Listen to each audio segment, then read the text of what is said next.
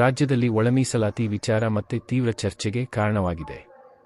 ಒಳಮೀಸಲಾತಿ ಜಾರಿಗೊಳಿಸದೆ ಉದ್ಯೋಗ ನೇಮಕಾತಿ ಮಾಡಲು ಸರ್ಕಾರ ಮುಂದಾಗಿರುವುದನ್ನು ವಿರೋಧಿಸಿ Republican party of India, B ಮತ್ತು ದಲಿತ ಸಂಘರ್ಷ್ ಸಮಿತಿ ಜಂಟಿಯಾಗಿ ಮಹತ್ವದ ಸಭೆ ನಡೆಸಿವೆ. ಇಂದು ದಿನಾಂಕ 07 ಮಾರ್ಚ್ 2026 ರಂದು ನಡೆದ 2ನೇ ಕಾರ್ಯಕಾರಿಣಿ ಸಭೆಯಲ್ಲಿ ಹಲವು ಮಹತ್ವದ ತೀರ್ಮಾನಗಳನ್ನು ಕೈಗೊಳ್ಳಲಾಗಿದೆ. ಸಭೆಯಲ್ಲಿ ಮಾತನಾಡಿದ ನಾಯಕರು, ಒಳಮೀಸಲಾತಿ ಜಾರಿಗೊಳಿಸದೆ 56,000ಕ್ಕೂ ಹೆಚ್ಚು ಉದ್ಯೋಗಗಳನ್ನು ನೇಮಕಾತಿ ಮಾಡಲು ಸರ್ಕಾರ ಮುಂದಾಗಿರುವುದನ್ನು ತೀವ್ರವಾಗಿ ವಿರೋಧಿಸಿದರು.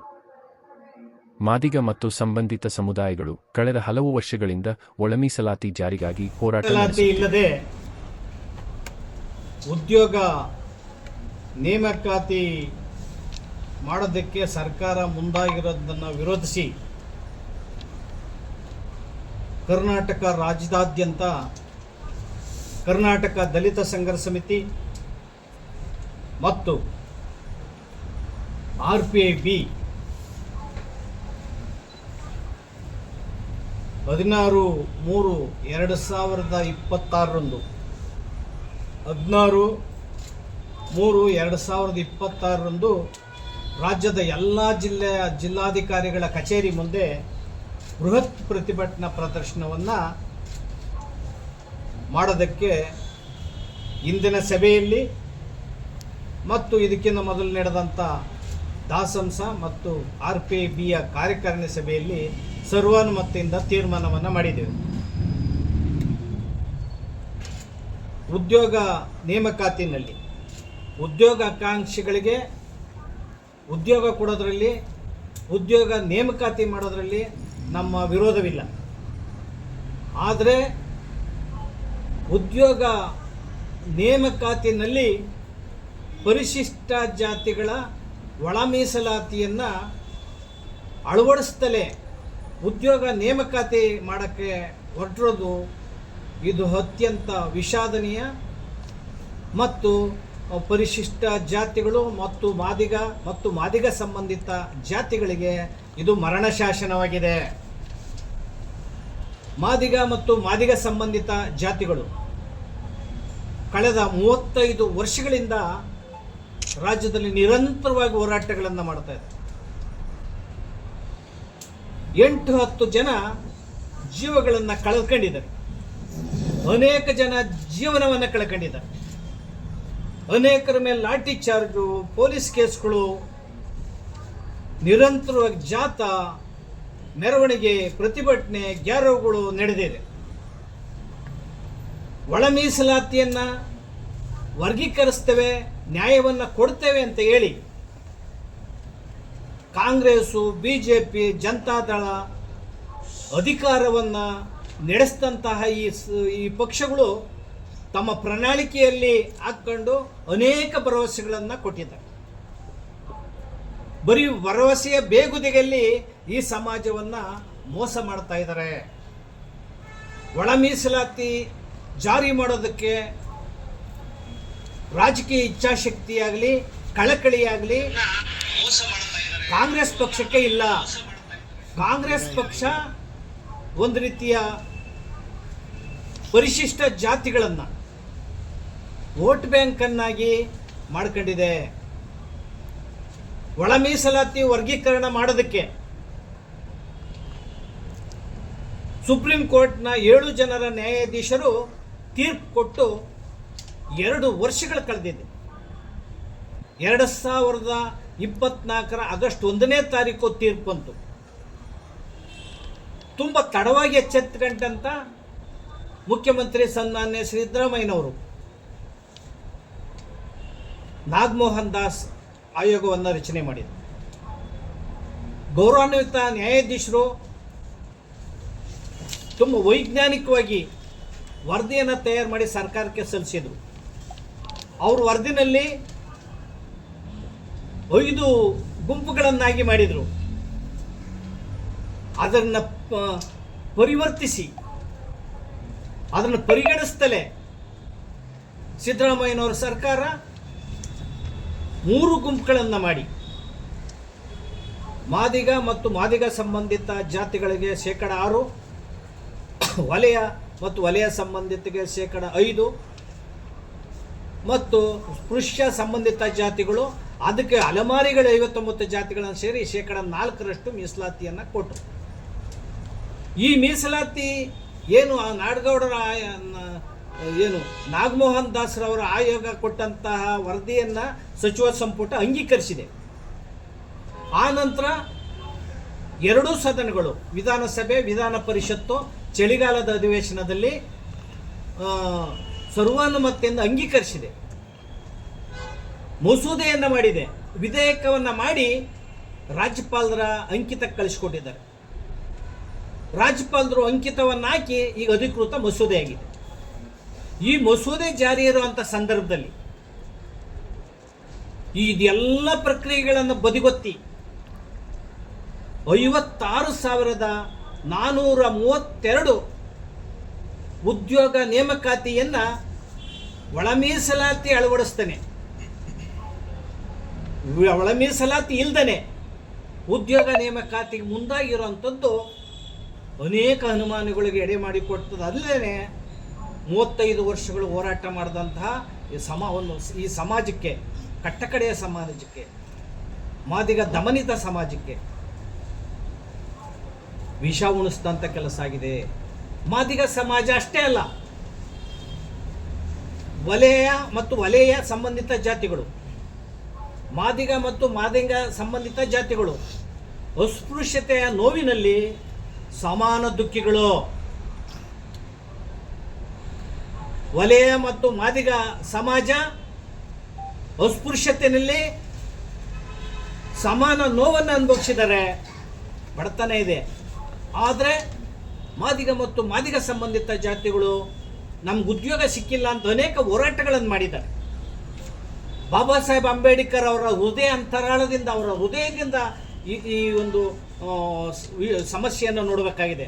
ಬಾಬಾ ಸಾಹೇಬರ ಕಣ್ಣಿನಿಂದ ಈ ಸಮಸ್ಯೆ ನೋಡಬೇಕಾಗಿದೆ. ಹಂಚುಣ್ಣ ಅಂತ ಒಂದು ಮನಸ್ಥಿತಿಯನ್ನು ರೂಢಿಸ್ಕೋಬೇಕಾಗಿದೆ.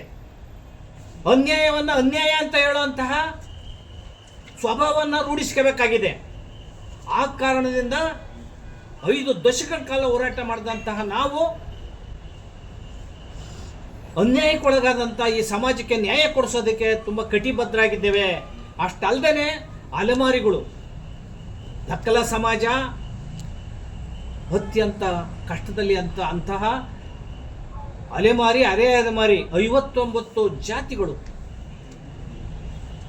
ಫುಟ್ಪಾತ್ ಮೇಲೆ ವಾಸ ಮಾಡ್ತಾ ಇದ್ದಾರೆ, ಕಾಡಿನಲ್ಲಿ ವಾಸ ಮಾಡ್ತಾ ಇದ್ದಾರೆ. ಕಾಡಿನಲ್ಲಿ ವಾಸ ಮಾಡೋರು ಕಾಡಿಗೆ ಸೇರಿಸ್ತಾ ಇಲ್ಲ, ಅಲ್ಲಿ ಕಾಡು ನಿಷೇಧ ಮಾಡಿದ್ದಾರೆ, ಕಾಡಿಗೆ ಬೇಲಿ ಹಾಕಿದ್ದಾರೆ, ಕಾಡಲ್ಲೂ ವಾಸ ಮಾಡೋಕ್ಕೆ ಅವ್ರು ಬಿಡ್ತಾ ಇಲ್ಲ. ಊರಲ್ಲಿ ಅವರು ಭಿಕ್ಷೆ ಬೇಡ್ತಿಂದ್ರೆ ಭಿಕ್ಷೆ ಶಿಕ್ಷೆ ಅಂತ ಅಂತಾರೆ. ಎಲ್ಲಿ ಹೋಗ್ಬೇಕು ಅವರು? ಟಾರ್ಪಲ್ಲಿ ಕೂಡ ಗತಿ ಇಲ್ಲ. ನಾಗಮೋಹನ್ ದಾಸ್ ಅವರವರು ಪ್ರತ್ಯೇಕ 1% ಮೀಸಲಾತಿಯನ್ನು ಅಲೆಮಾರಿ, ಅಲೆಮಾರಿ ಕೊಟ್ಟಿದ್ರು.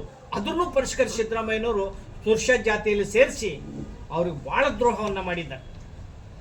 ಒಂದು ಕಡೆ ಮಾದಿಗ ಸಂಬಂಧಿತ ಜಾತಿಗಳ ದ್ರೋಹ ಆಗಿದೆ, ಕಟ್ಟಕಡೆಯ ಮೀಸಲಾತಿಯಲ್ಲಿರ್ತಕ್ಕಂಥ ಕಟ್ಟಕಡೆಯ ಸಮಾಜಕ್ಕೆ ಮೋಸ ಆಗಿದೆ, ವಂಚನೆ ಆಗಿದೆ. ಸಿದ್ದರಾಮಯ್ಯನವರು ರಾಜಕೀಯ ಬೃಹನ್ ನಾಟಕವನ್ನು ಮಾಡ್ತಾ ಇದ್ದಾರೆ. ಪರಿಶಿಷ್ಟ ಜಾತಿಗಳನ್ನು ಸಮಷ್ಟಿಯಾಗಿ ಬಾಬಾ ಸಾಹೇಬರು ಒಟ್ಟಿಗೆ ಈ ಸಮಾಜವನ್ನು SC, ST, OBC, ಧಾರ್ಮಿಕ ಅಲ್ಪಸಂಖ್ಯಾತರು, ಮಹಿಳೆಯರಿಗೆ ನ್ಯಾಯವನ್ನು ಕೊಡುವಂತಹ, ಸಾಮಾಜಿಕ ನ್ಯಾಯ ಕೊಡುವಂತಹ, ಆರ್ಥಿಕ ನ್ಯಾಯ ಕೊಡುವಂತಹ ಕೆಲಸವನ್ನು ಬಾಬಾ ಸಾಹೇಬ್ ಅಂಬೇಡ್ಕರ್ ಅವರು ಮಾಡಿದರು. ಇವತ್ತೇನು ಒಳ ಮೀಸಲಾತಿಯನ್ನು ಅಳವಡಿಸ್ತಾರೆ, ಉದ್ಯೋಗ ತುಂಬ ಕೋತಾ ಇದ್ದಾರಲ್ಲ, ಇದು ಸಂವಿಧಾನ ವಿರೋಧಿ ನಡೆ, ನ್ಯಾಯಾಂಗ ನಿಂದನೆ, ಇದು ಅವೈಜ್ಞಾನಿಕ.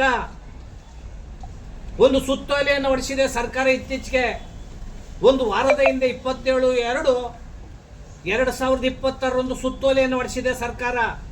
ಆ ಸುತ್ತೋಲೆನಲ್ಲಿ ಆ ಒಂದು ಮರಣಶಾಸನದ ಸುತ್ತೋಲೆ, ಆ ಸುತ್ತೋಲೆಯಲ್ಲಿ ಉದ್ಯೋಗಗಳನ್ನು ಅಳವಡಿಸ್ತಾನೆ, ವರ್ಗೀಕರಣವನ್ನು ಅಳವಡಿಸ್ತಾನೆ 56,000 ಉದ್ಯೋಗಗಳನ್ನ ನೇಮಕ ಮಾಡಕ್ಕೆ ಹೊರಟಿರುವಂಥದ್ದು ಇದೆಯಲ್ಲ, ಈ ಉದ್ಯೋಗನ ವಿರೋಧಿಸಿ ಇಡೀ ರಾಜ್ಯಾದ್ಯಂತ ಅತ್ಯಂತ ಉದ್ರೇಕರಾಗಿ, ನೋವಿಂದ, ಆಘಾತದಿಂದ, ಆತಂಕದಿಂದ ಹೋರಾಟಗಳು ನಡೀತಿದ್ರು ಕೂಡ ಸಿದ್ದರಾಮಯ್ಯನವರು ಕಿವಿಡಾಗಿದೆ, ಅವ್ರ ಸರ್ಕಾರ ಮೂಕಾಗಿದೆ.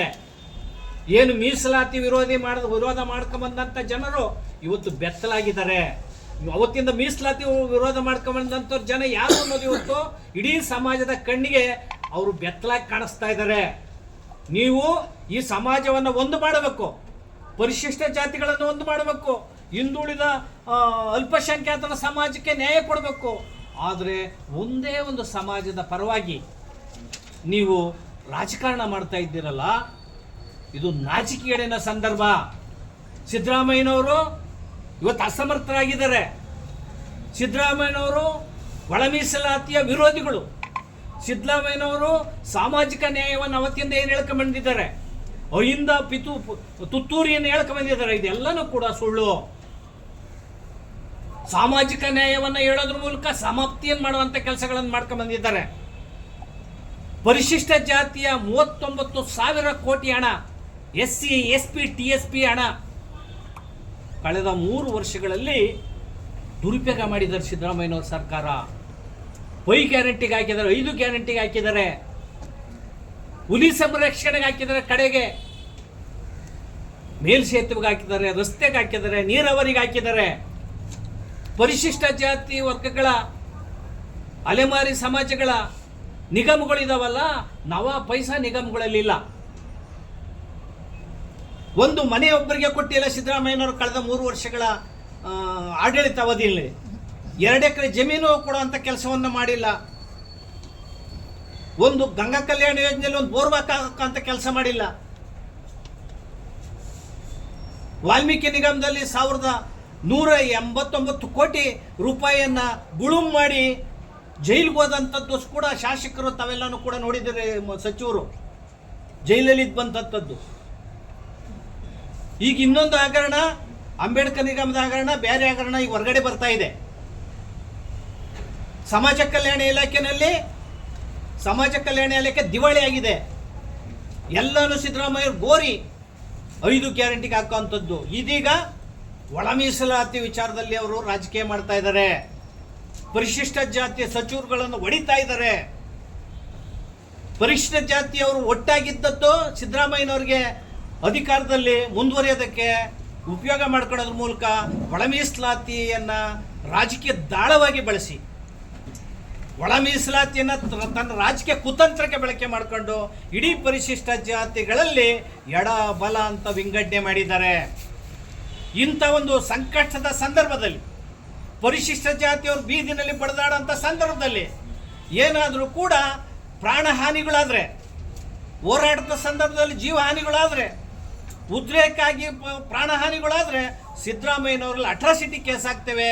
ಸಿದ್ದರಾಮಯ್ಯನವ್ರ ಮೇಲೆ ನೀವು ಏನು 17 ಬಜೆಟನ್ನು ಮಂಡಿಸಿದ್ದೀರಿ ಅಂತ ಹೇಳಿದ್ದೀರಿ. ಏನು ಈ ಭರವಸೆ ಬಜೆಟ್? ಬರೀ ಭರವಸೆ ಬಜೆಟ್ಟು, ಬರೀ ಎಂಡ ಕುಡುಕರ ಬಜೆಟ್ಟು. 27%, 25% ಚಿಪ್ ಲಿಕ್ಕರನ್ನು ಹೆಚ್ಚಿಗೆ ಮಾಡಿದ್ದೀರಿ. ಅದೆಲ್ಲ ಕುಡಿಯೋರೆಲ್ಲ ಪರಿಶಿಷ್ಟ ಜಾತಿಯವರು. ಹಣವನ್ನು ಅದನ್ನು ಕೂಡ 5 ಗ್ಯಾರಂಟಿಗೆ ಹಾಕೋದು, 5 ಗ್ಯಾರಂಟಿಗೆ. ಈ ಸರಿ 4 ಗ್ಯಾರಂಟಿ. ಎಲ್ಲ ಪರಿಶಿಷ್ಟ ಜಾತಿಯವರ ಹಣ. ನಿಮ್ಮ ಸರ್ಕಾರ ನಡೆಯೋದಕ್ಕೆ ಪರಿಶಿಷ್ಟ ಜಾತಿಯವರ ಹಣ. ನೀವು ಮುಖ್ಯಮಂತ್ರಿಯಾಗಿ ದೇವರಾಜ ನಂತರ ದಾಖಲೆ ಮಾಡೋದಕ್ಕೆ ಪರಿಶಿಷ್ಟ ಜಾತಿ ಮುಖಂಡರ ವಿಭಜನೆ,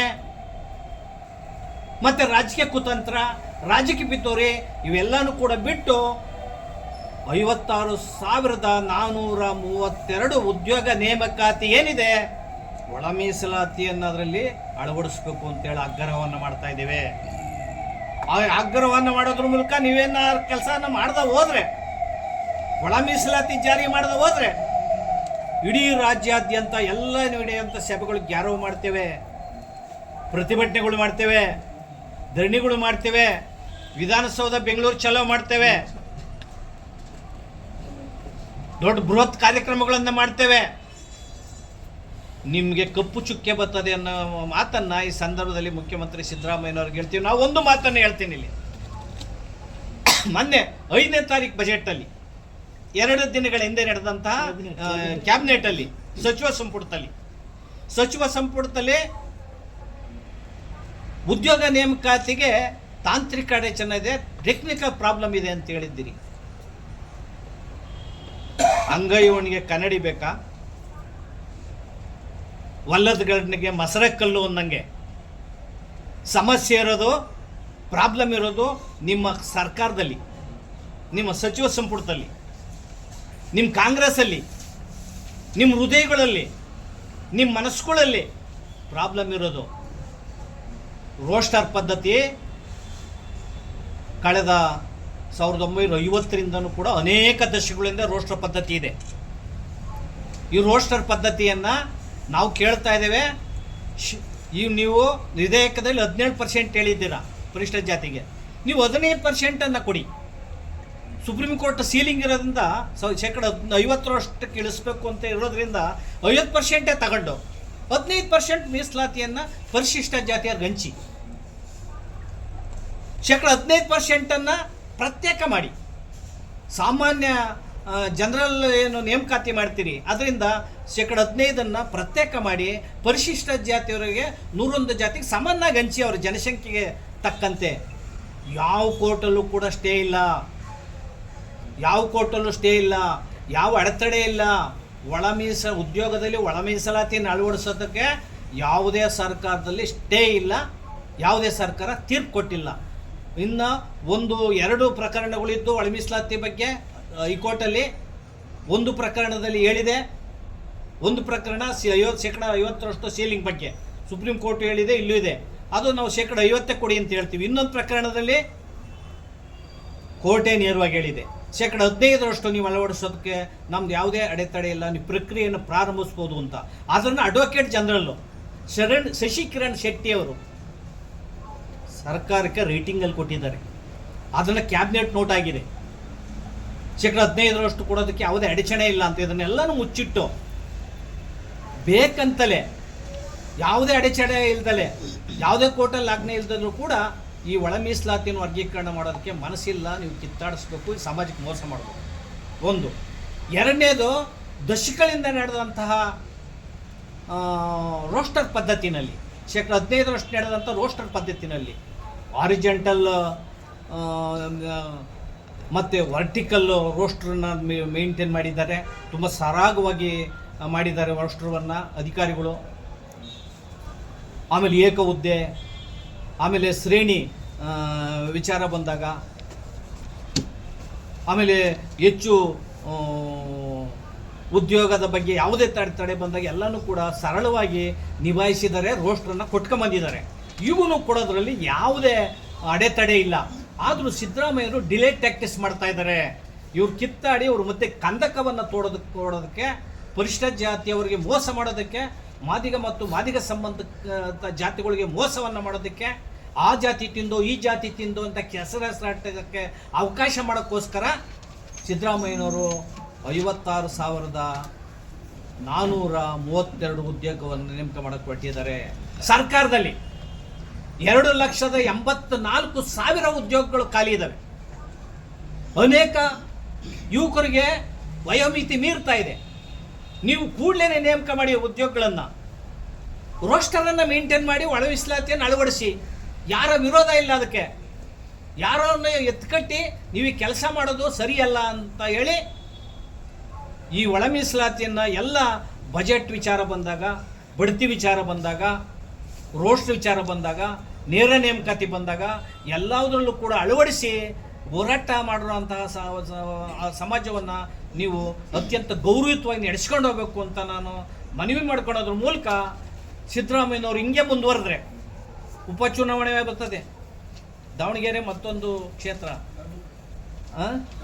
ಬಾಗಲಕೋಟೆ ಮತ್ತು ದಾವಣಗೆರೆ ಉಪಚುನಾವಣೆಯಲ್ಲಿ ಡೆಪಾಸಿಟ್ ಕಳೀತೇವೆ ಕಾಂಗ್ರೆಸ್ಗೆ. ಮಹಾನಗರ ಪಾಲಿಕೆಯಲ್ಲಿ ಕಾಂಗ್ರೆಸ್ ವಿರುದ್ಧ ದೊಡ್ಡ ಆಂದೋಲನವನ್ನು ಮಾಡ್ತೇವೆ. 2028 ವಿಧಾನಸಭೆ ಚುನಾವಣೆಯಲ್ಲಿ ಕಾಂಗ್ರೆಸ್ ಪಕ್ಷ ಹೆಂಗೆ ನೀವು ಗೆಲ್ತೀರಿ ನೋಡೋಣ. ಇದನ್ನ ಈಗಾಗಲೇ ಸಾಬೀತು ಮಾಡಿ ತೋರಿಸಿದ್ದೇವೆ. ಕಳೆದ ಎಲೆಕ್ಷನ್ನಲ್ಲಿ ಸಿದ್ದರಾಮಯ್ಯನವರು ಕಣ್ಣೀರು ಹಾಕಿದರು. 2018ರಲ್ಲಿ ಅವರು ಇನಾಯವ ಸೋಲನ್ನು ಕಾಂಗ್ರೆಸ್ ಅನುಭವಿಸ್ತು.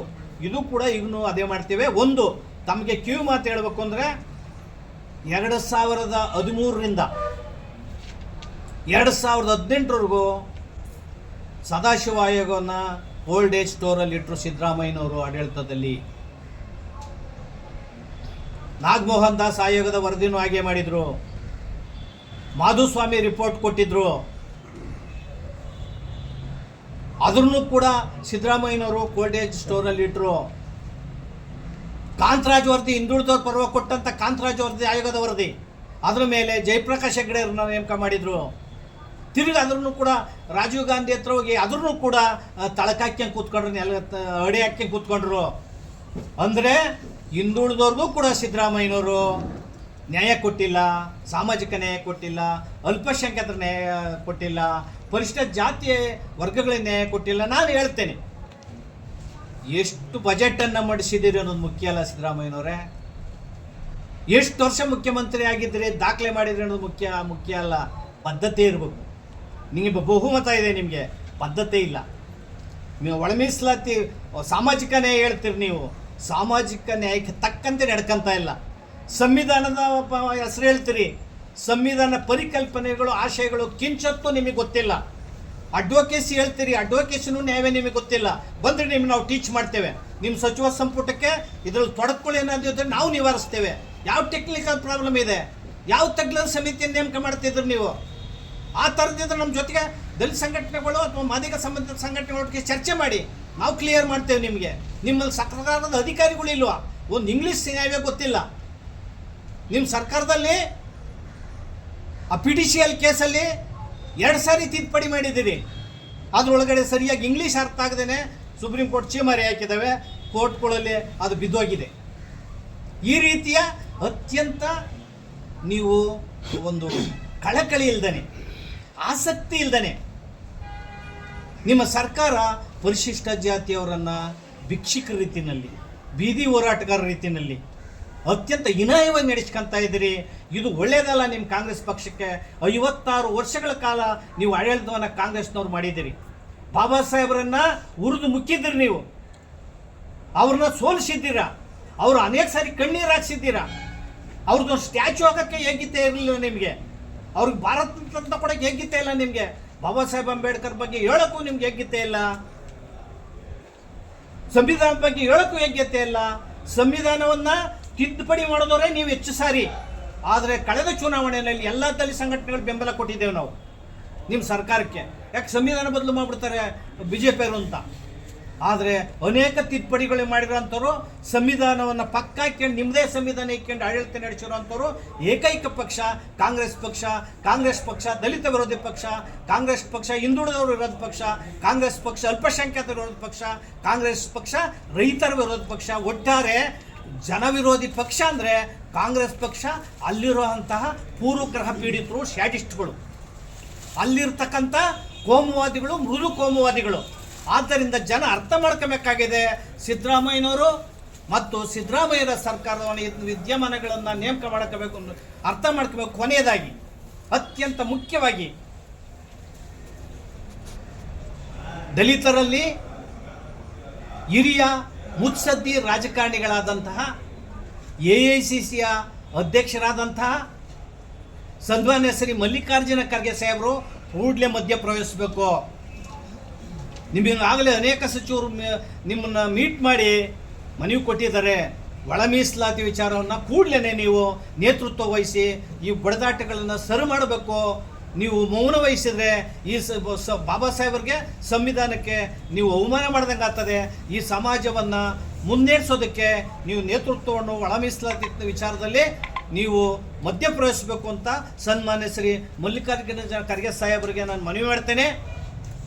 ಮೌನ ವಹಿಸಿದರೆ ಮೌನಂ ಸಮ್ಮತಿ ಸೂಚಕಂ ಆಗುತ್ತದೆ. ನೀವು ಒಂದು ರೀತಿಯ ಅನುಮಾನಕ್ಕೆ ಕಾರಣ ಆಗ್ತೀರಿ ರಾಜ್ಯಕ್ಕೆ. ನೀವು ಎಲ್ಲ ಸಮಾಜದ ನಾಯಕರು ಅಂತ ಅನಿಸ್ಕೋಬೇಕಾದ್ರೆ ಇವತ್ತು ನೋವಿನಿಂದ, ಆತಂಕದಿಂದ ಆಘಾತಕ್ಕೊಳಗಾದಂಥ ಮಾದಿಗ ಮತ್ತು ಮಾದಿಗ ಸಂಬಂಧಿತ ಜಾತಿಗಳನ್ನು ಸಮಾಧಾನ ಮಾಡೋದ್ರ ಮೂಲಕ ಒಳ ಮೀಸಲಾತಿಯನ್ನು ಉದ್ಯೋಗದಲ್ಲಿ ಅಳವಡಿಸಿ ಎಲ್ಲ ಪರಿಶಿಷ್ಟ ಜಾತಿಗಳಿಗೆ ಸಮಾನವಾಗಿ ಉದ್ಯೋಗವನ್ನು ಕೊಡೋದಕ್ಕೆ ನೀವು ಮನಸ್ಸು ಮಾಡಬೇಕು. ಆ ಮೂಲಕ ಈ ರಾಜ್ಯದಲ್ಲಿ ಈಗ ಹೋರಾಟ ನಡೀತಾ ಇದೆಯಲ್ಲ, ಇವತ್ತಿನಿಂದ ಹೋರಾಟ ಭಾಳ ತೀವ್ರ ಆಗ್ತಾ ಇದೆ. ನಾವು 14ನೇ ತಾರೀಕು ರಾಜ್ಯಾದ್ಯಂತ ಭಾಳ ಹೋರಾಟ ಮಾಡ್ತೇವೆ. ಎಲ್ಲೆಲ್ಲಿ ಒಳ ಮೀಸಲಾತಿ ಬಗ್ಗೆ ಹೋರಾಟ ಮಾಡ್ತಾ ಹೋದೋ ಅಲ್ಲಿ ಅವ್ರಿಗೆಲ್ಲರಿಗೂ ಕೂಡ ನಾವು RPI DSS ಬೆಂಬಲವನ್ನು ಕೊಡ್ತೇವೆ. ನಾವೆಲ್ಲನೂ ಕೂಡ ಒಳ ಮೀಸಲಾತಿ ವಿಚಾರದಲ್ಲಿ ಎಲ್ಲರೂ ಒಗ್ಗಟ್ಟಾಗಿದ್ದೇವೆ, ಒಂದಾಗಿದ್ದೇವೆ. ಇದು ವ್ಯತ್ಯಾಸಗಳಿಲ್ಲ. ಅವ್ರವ್ರಿಗೆ ಅನಿಸ್ದಂಗೆ ಹೋರಾಟ ಮಾಡಿದರೆ ನಾವು ಬೆಂಬಲವನ್ನು ಕೊಡ್ತೇವೆ ಅನ್ನೋ ಮಾತನ್ನು ಈ ಸಂದರ್ಭದಲ್ಲಿ ಹೇಳಿ ಈ ಸಭೆಯನ್ನು ಮುಂದುವರಿಸ್ತೇವೆ. ಮತ್ತು ಮುಂದಿನ ಅನೇಕ ಸಭೆಗಳು ಹೋರಾಟಗಳು ಮಾಡ್ತೇವೆ ಅಂತ ಅನ್ನೋ ಮಾತನ್ನು